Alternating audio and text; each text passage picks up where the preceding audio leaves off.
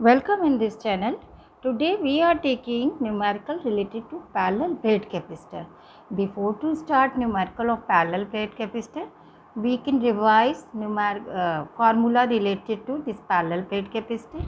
If suppose you are taking two plates whose area is A and they are kept at distance D, then free space or air is there, so then capacity or capacitance will be epsilon naught A upon D. If suppose it is filled by this completely space by dielectric constant K, so then it will increase K times C0 because formula is K epsilon naught A upon D. And how much energy is stored, that we can find U is equal to half CV square, and energy density is equal to U upon density means per unit volume A into D. Now I am taking first numerical.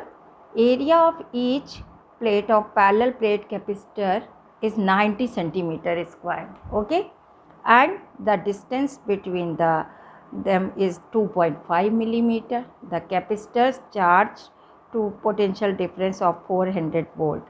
Here we will calculate the energy stored in the capacitor and the energy density. So simple is there. First is what is given here. Given is area and distance between. So we can find C by using this formula epsilon naught A upon D. We will substitute here all the values. Then we will get 3.186 10 to the power minus 11 farad. So this is the value of C. Now we want to calculate energy. So energy formula I told you half CV square.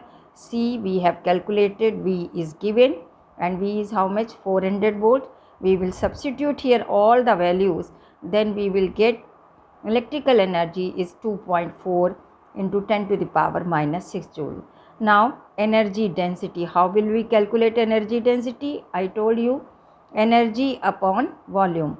So energy upon volume means area into density, and this was coming 0.113 joule per meter cube.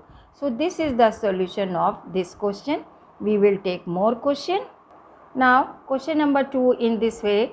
A parallel plate capacitor of capacitance 100 picofarad is charged to 600 volt.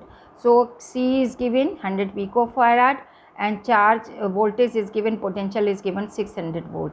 After charging, battery is disconnected. There then the distance between the plates half. इस तरीके के numerical बहुत आते हैं, इसलिए इन पे बहुत अच्छे से फोकस होना है. एंड व्हेन आफ्टर चार्जिंग, जब पूरा चार्ज कर दिया गया उसके बाद बैटरी इसकी रिमूव कर दी गई है. So you will calculate the potential difference across the capacitor and your charge in the energy store. तो C is given. Okay, after C that now new distance disconnecting के बाद कितनी हो रही है? Just half. तो आपका कैपेसिटेंस जो है उसमें डी पे फ़र्क पड़ेगा क्योंकि डी रेसिप्रोकल रिलेशन होता है. So C dash we are giving name when we are taking distance d by 2. So it will come a epsilon naught d by 2 और 2a epsilon naught upon d. यानी कि ये आपका पहले वाला c था उसका 2 टाइम्स हो गया. So it is coming 200 into 10 to the power minus 12 farad. Now after disconnecting, अब चार्ज तो और जा नहीं रहा है प्लेट्स पे इकट्ठा होने के लिए, तो चार्ज विल रिमेन सेम. तो चार्ज रिमेन सेम रहेगा और चार्ज का फार्मूला क्या है? Q is equal to C V. So Q is equal to C V in first case and C dash V dash हम डिस्कनेक्शन के बाद ले रहे हैं. तो C V is equal to C into V dash, क्योंकि C dash अभी हमने निकाला 2C के बराबर है. तो इस तरीके से पोटेंशियल जो होगा वो आपका रिड्यूस हो जाएगा. It will come 300 volt.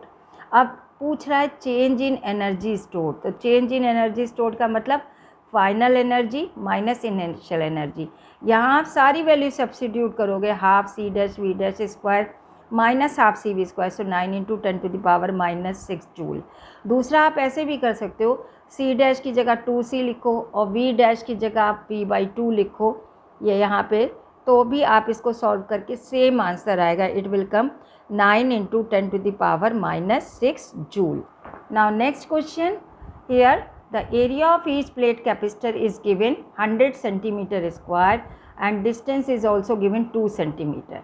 और कैपेसिटर्स को जो चार्ज किया जा रहा है वो 3000 वोल्ट बाई बैटरी पे किया जा रहा है. In this situation first you will find electric field and energy stored. अब इलेक्ट्रिक फील्ड निकालनी है हमको, V दिया है, ये D दिया है, हमको मालूम है E = V/D होता है. So we can calculate electric field. It is coming 1.5 10⁵ volt पर मीटर. अब हमको क्या निकालना है, C भी चाहिए हमको एनर्जी स्टोर के लिए. अब C चाहिए तो हमारे लिए ε0A/D का फार्मूला लगाएंगे और उसमें हम वैल्यूज़ रखेंगे तो हम C की वैल्यू निकालेंगे. C की वैल्यू हमें क्यों निकालनी है, क्योंकि हमको यहाँ पे ये एनर्जी स्टोर निकालना है. और एनर्जी स्टोर का formula U = ½ CV². C calculate कर चुके हैं, V इज़ गिवन 3000 वोल्ट. तो एनर्जी आप निकाल लेंगे, ये आएगी 2 × 10⁵ जूल. ये फर्स्ट पार्ट है. अब सेकंड पार्ट में वो क्या कह रहा है, अगर बैटरी को डिस्कनेक्ट कर दिया जाए, जब बैटरी को डिस्कनेक्ट कर देंगे तो वहाँ पे चार्ज और एक्यूमुलेट नहीं हो पाएगा. लेकिन इसके साथ इन्होंने क्या किया है, distance between the plates increase to 5 centimetre. अब डिस्टेंस चेंज करके 2 सेंटीमीटर से 5 सेंटीमीटर कर दिए. तो यहाँ पे भी हमको इलेक्ट्रिक फील्ड इंटेंसिटी और एनर्जी स्टोर्ड बताना है. तो जब हमने बैटरी को डिस्कनेक्ट कर दिया और डिस्टेंस 5 सेंटीमीटर कर दी, तो न्यू कैपेसिटेंस हमारा क्या हो गया, ε0A/D1, और पुराना वाला था ε0A/D. दोनों को आप डिवाइड कर दोगे तो ये हमारे पास जो ε0A है इसकी ज़रूरत ख़त्म हो जाएगी और इस तरीके से हम नया वाला कैपेसिटेंस निकाल लेंगे. इट विल कम 2/5 × C की वैल्यू रखेंगे तो हमारा नया वाला कैपेसिटेंस निकल आएगा जब हमने डिस्कनेक्ट कर दिया है.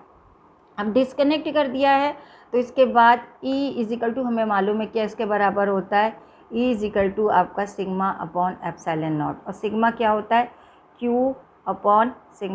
अब Q तो रिमेन सेम रह रहा है ना, वो तो चेंज हो नहीं रहा है. तो इलेक्ट्रिक फील्ड क्या रहेगी आपकी, इलेक्ट्रिक फील्ड जो है वो रिमेन सेम रहेगी, जो वैल्यू हमने कैलकुलेट की थी वही रहेगी.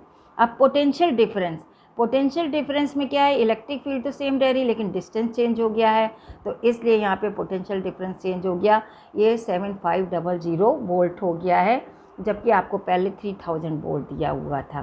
तो पोटेंशियल डिफरेंस यहाँ पे इस तरीके से जो है आपका निकल के आया. दूसरा आप इस तरीके से भी निकाल सकते हो, जब इलेक्ट्रिक फील्ड सेम है तो V/D = V1/D1, उससे भी आप V1 निकालोगे तो D1/D × V, इससे भी 75,000 वोल्ट आएगा. अब एनर्जी इस केस में भी निकालनी है तो ½ C1 V1². अब C1 की वैल्यू निकाल चुके हैं, इसकी 7500 है, तो 7500 होने के कारण इसको कैलकुलेट कर रहे हैं तो 4.98 10⁻⁻5 जूल आ रहा है. अब थर्ड पार्ट क्या कह रहा है, ज़रा थर्ड पार्ट को ध्यान दीजिए. If after charging capacitor to 3000 volt, अगर 3000 वोल्ट से हम उसको चार्ज कर लें and battery remain connected, battery को हम रिमेन कनेक्ट रहने देते हैं, and distance between the plate is increase to 5 centimetre, but distance क्या है, 5 मीटर है. So now what will be electric field intensity, potential difference and energy stored in this situation. तो अब ज़रा देखिए कि बैटरी को हम रिमेन कनेक्ट रहने दे रहे हैं, तो बैटरी को रिमेन कनेक्ट रहने दे रहे हैं. तो अब हम C2 यानी C जो अभी हमने निकाला था C1 वाला 1.77 10⁻⁻12 होगा. अब नया पोटेंशियल कितना दिया, 3000 वोल्ट दिया हुआ है. E = V/D, क्योंकि पोटेंशियल चेंज हो गया है तो यहाँ पे इलेक्ट्रिक फील्ड इंटेंसिटी हमारी ये आ गई. अब एनर्जी निकालनी है तो ½ C2 V2². C2 is same जो C1 थी, पर V2 इज़ 3000, तो इसको यहाँ पे वैल्यू रखेंगे और इस वैल्यू को निकालने के साथ जो है हम एनर्जी स्टोर्ड इसमें निकाल सकते हैं 7.965 10⁻⁻6 जूल. तो ये है आंसर हमारे इस क्वेश्चन का. I hope so you understood 3 numerical. If you having any doubt, so please send me message in comment box. Thank you.